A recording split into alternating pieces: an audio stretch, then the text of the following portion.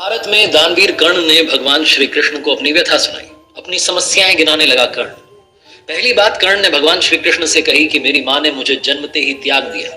क्या ये मेरा अपराध था कि मेरा जन्म एक अवैध बच्चे के रूप में हुआ? दूसरी बात कर्ण ने भगवान श्री कृष्ण से कही कि आचार्य द्रोणाचार्य ने मुझे शिक्षा देने से मना कर दिया क्योंकि मैं क्षत्रिय नहीं था उनकी नजर। क्या ये मेरा अपराध था? कर्ण ने तीसरी बात कही कि द्रौपदी के स्वयंवर में मुझे अपमानित किया गया कि मैं राज परिवार का हिस्सा नहीं हूं। क्या यह मेरा अपराध था? मुझे बार बार अपमानित किया गया।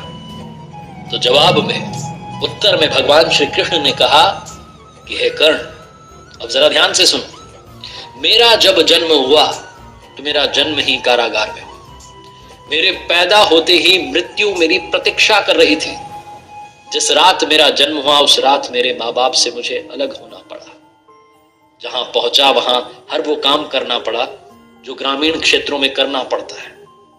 गायों का गोबर अपने हाथ से उठाना पड़ा। मैं जब छोटा था, चल नहीं सकता था, तब मेरे ऊपर प्राण घातक हमले किए गए। मुझे मारने की बारंबार कोशिश की गई। ना मेरे पास शिक्षा थी, ना गुरुकुल था बचपन में, ना कोई महल था, ना कोई विशाल सेना थी, लेकिन तब भी मेरा मामा मुझे अपना सबसे बड़ा शत्रु मानता था।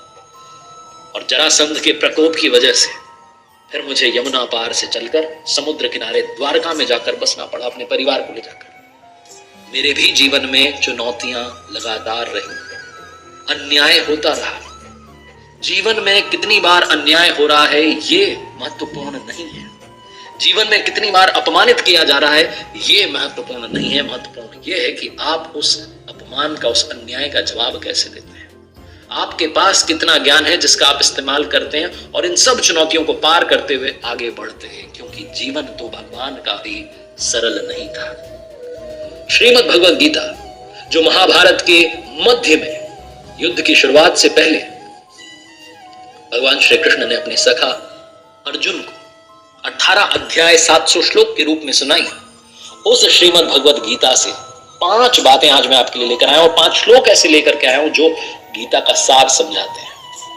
आइए शुरू करते हैं। सीखोगे नहीं तो जीतोगे कैसे, लर्निंग सीरीज। मेरा नाम है 5 लर्निंग्स फ्रॉम श्रीमद् भगवद गीता। शुरू करने से पहले आपको बताना चाहता हूं कि अपनी हर कहानी के अंत में आपसे कहता हूं, ऊपर वाले के आशीर्वाद के साथ कर दिखाओ कुछ ऐसा कि दुनिया करना चाहे आपके जैसा। शास्त्रों को पढ़ने की बात आपसे अक्सर करता हूं और मैं खुद हमारे गुरुदेव परमहंस स्वामी श्री अड़गड़ानंद जी महाराज की यथार्थ गीता को रोज पढ़ता हूं। यथार्थ गीता के जरिए समझने की कोशिश करता हूं, अध्यात्म की दुनिया में प्रवेश करने की कोशिश करता हूं। पहली लर्निंग जिसके बारे में मैं बात करना चाहता हूं, हम सभी को पता है कि भगवान के दर्शन कब होंगे, वो प्रकट कब होंगे, क्योंकि गीता में एक श्लोक है जिसे हम सब ने बचपन से सुना है और याद हो गया है।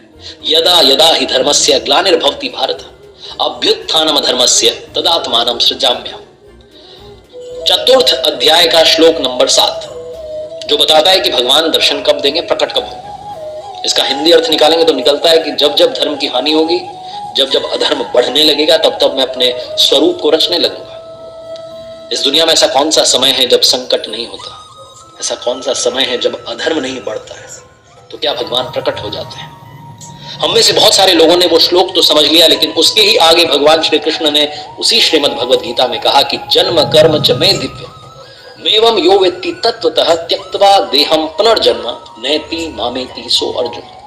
भगवान श्री कृष्ण ने कहा कि मेरा जन्म तो होगा, लेकिन मेरा जन्म और कर्म अलौकिक है। वो इन चर्म चक्षुओं से देखा नहीं जा सकता।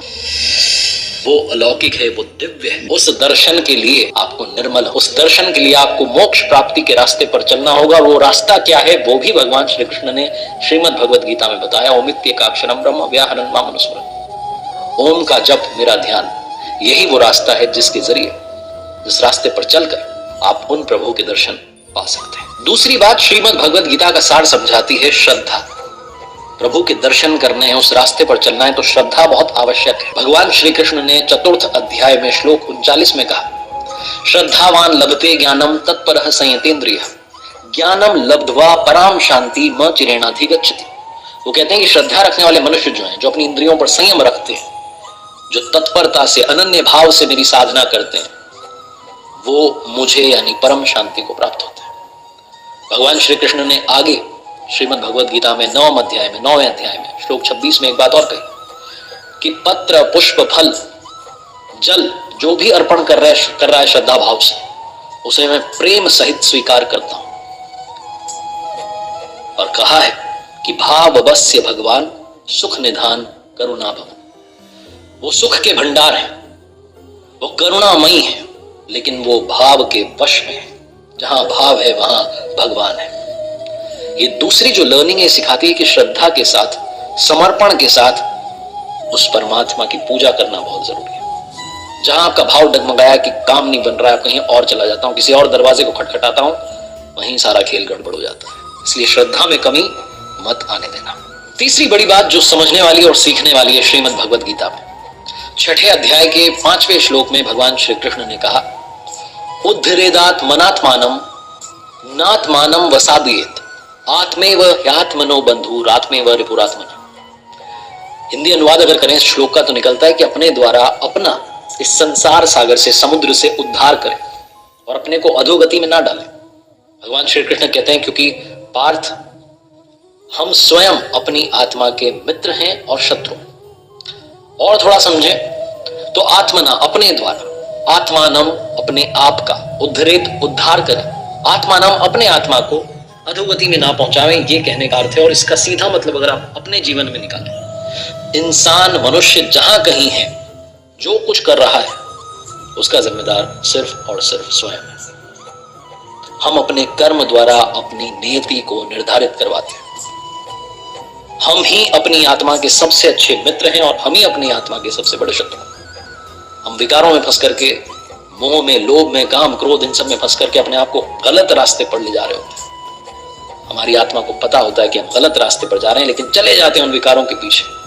हमारे पास ये ऑप्शन है कि हम अपनी आत्मा का सबसे अच्छा मित्र बने, सबसे अच्छा दोस्त बने और इस संसार सागर से पार चलें। पार चलने की प्रक्रिया क्या है वो मैंने आपको पहली लर्निंग में अभी बताई।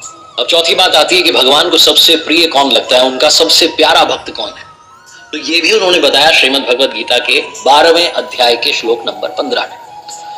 उन्होंने कहा कि यस्मान्नो द्विजते लोको लोकान्नो द्विजते च यः हर्षामर्ष भयोद्वेगे मुक्तो यह सच में प्रिय। कहने का मतलब यह है कि जिससे किसी को कष्ट नहीं पहुंचता हो, जो किसी के द्वारा विचलित ना होता हो, जो सुख में, दुख में, चिंता में, खुशी में, हर्ष में समभाव रहता हो, वो मुझे अत्यंत प्रिय है। भगवान श्री कृष्ण कहना चाहते हैं जो समभाव हो चुका है, जो प्रभु की मर्जी मान करके चल रहा है कि जो हो रहा है वो करवा रहा है, अपने आप को समभाव कर चुका है, वो भक्त मुझे प्रिय है। रियल लाइफ एग्जाम्पल लें तो हमें अपने व्यवहार से किसी को ठेस नहीं पहुंचने देंगे, हमारी बातों से कोई उदास ना हो जाए, हमारी बातों से कोई परेशान ना हो जाए। इतना तो हम कर ही सकते हैं, अपनी वाणी में संयम तो ला ही सकते हैं। लेकिन दुनिया में लोग कोशिश करेंगे आपको पिंच करने की, आपको गुस्सा दिलाने की, आपको क्रोधित करवाने की, आपसे उल्टा सीधा बुलवाने की, लेकिन उनसे बचना है। जब हम ड्राइव कर रहे होते हैं, सड़क पर होते हैं, रॉन्ग साइड से कोई चला रहा होता है, पी करके चला रहा होता है, धुन में चला रहा होता है, उससे अपनी गाड़ी बचाना, अपनी जान बचाना भी हमारी जिम्मेदारी है। बस इतनी सी बात है। और अंत में सबसे महत्वपूर्ण बात, जब आपको लगे कि सारे रास्ते बंद हो गए, अब तो कुछ समझ में ही नहीं आ रहा क्या करना है, तो इसका भी सलूशन दे दिया। 18वें अध्याय के श्लोक 66 में भगवान श्री कृष्ण ने कहा, सर्वधर्मान् परित्यज्य मामेकं शरणं व्रज अहम त्वाम सर्व पापेभ्यो मोक्षयिष्यामि मा शुचः। कहने का मतलब कि सभी धर्मों को छोड़ करके मेरी शरण में आ जाओ, मैं तुम्हें सभी पापों से मुक्त कर दूंगा। इसमें कोई संदेह नहीं है, कोई शंका नहीं है। और धर्मों से मतलब है कि जो कुछ आप कर रहे हैं, जिस किसी श्रेणी के आप साधक हैं, जिस किसी तरीके से पूजा अर्चना आराधना में लगे हैं, उन सबको त्याग करके सिर्फ मेरी शरण में आ जाओ, अनन्य भाव से मेरी भक्ति में लग जाओ, तुम्हें मोक्ष तक पहुंचा दूंगा। इसमें कोई संदेह नहीं है। भगवान श्री कृष्ण की वाणी है। 18वां अध्याय है, 66वां श्लोक है। 700 श्लोक गीता में है। अगर आप रोजाना 5-5 भी पढ़ें तो बड़ा अच्छा, 10-10 पढ़ लें तो 70 दिन में आप एक बार गीता की आवृत्ति कर सकते हैं। और जितनी बार आप श्रीमद् भगवद गीता को पढ़ेंगे उतनी बार आप कुछ नया सीखेंगे, और जितनी बार आप पढ़ेंगे उतनी बार आपका मन करेगा उस रास्ते पर चलने का, और आप धीरे धीरे चलना शुरू करेंगे। और एक बार चलना शुरू कर दिया तो फिर पीछे मुड़ने की जरूरत नहीं पड़ेगी। अपने आप वो आपकी जिम्मेदारी, आपके योगक्षेम की जिम्मेदारी अपने कंधों पर उठा लेंगे। तो अगर आपको अपने जीवन में सही रास्ता चुनना है तो वो रास्ता श्रीमद् भगवद गीता में बताया गया है। एक बार फिर से वही बात कहूंगा जो अक्सर आपसे कहता हूं, ऊपर वाले के आशीर्वाद के साथ, अपनी मेहनत और अपने परिवार के प्यार के साथ कर दिखाओ को जैसा कि दुनिया करना चाहे आपके जैसा। देखिए मेरे साथ हर सोमवार सुबह 9:30 बजे एक नई कहानी और हर शुक्रवार सुबह 9:30 बजे लर्निंग